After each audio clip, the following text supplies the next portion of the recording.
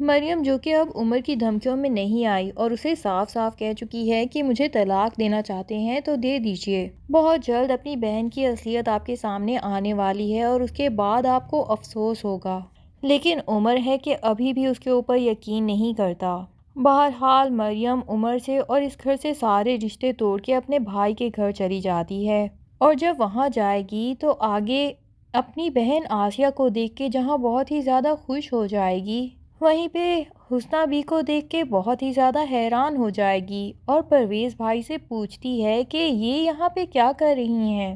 پرویز جسے پہلے ہی حسنہ بی اپنی ساری سچائی بتا چکی ہیں کہ اس نے نازو کے کہنے پہ مریم کے کیا کیا نقصانات کروائے ہیں، اور مریم کے ہی نہیں اس گھر میں سب کی زندگی میں کچھ نہ کچھ برا نازو نے کروایا ہی ہے، لیکن آسیہ نے حسنہ بی کی ایسی گواہی دی ہے کہ پرویز کو بالآخر حسنہ بی کو اپنے ساتھ لانا ہی پڑا۔ اور پھر پرویز یہ بھی تو چاہتا تھا کہ نازو کی اصلیت اس کے بھائیوں کے سامنے لے کے آئے، اسی لیے حسنہ بی کو ساتھ لانا ضروری تھا۔ دوسری طرف روحان، جس کو اپنے باپ کے جنازے پہ سب لوگوں کے سامنے نازو نے اتنا ذلیل کر دیا کہ وہ بیچارہ تو دل سے چاہتا تھا کہ ابھی کے ابھی دو بول بولے اور نازو کو طلاق منہ پہ دے مارے، لیکن یہ اس کی ماں کی قسم ہی تھی جو بیچ میں آ گئی، جس کی وجہ سے اس نے نازو کو طلاق نہیں دی۔ بہرحال عمر کو جب پتا چلا کہ نازو اس سے طلاق لینا چاہتی ہے تو وہ تو خود ہی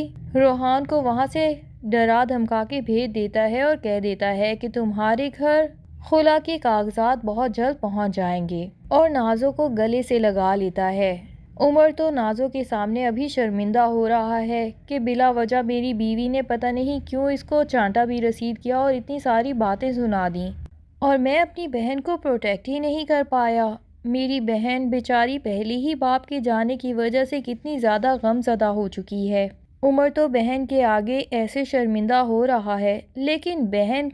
ابھی بھی پتہ نہیں کس خوش فہمیوں میں ہے۔ عمر کے سامنے صاف جھوٹ بول رہی ہے کہ میں نے آپ کی بیوی کے زیورات نہیں بیچے، نہ ہی میں نے آپ کے بچے کو کوئی نقصان پہنچایا ہے۔ یہ سراسر مجھ پہ الزام لگا کے گئی ہے۔ پتہ نہیں نازو ایسا سب کیسے کر لیتی ہے۔ ماں تو اسے صاف صاف سنا چکی ہے کہ تمہارے ابا جی تمہاری وجہ سے ہی ہارٹ اٹیک کروا کے اس دنیا سے چلے گئے ہیں، کیونکہ تم نے اپنے سارے گناہوں کا خود ہی اپنے منہ سے تو اعتراف کیا۔ پہلے سنارے نے کال کر کے ان کو تمہاری اصلیت بتائی، پھر روحان آ گیا اور اس نے بتایا کہ تم کس طرح اس کے گھر جا کے طلاق کی ڈیمانڈ کر کے آئی ہو، اور باقی کے سارے گناہوں کا تو تم نے اپنے منہ سے ہی اعتراف کیا۔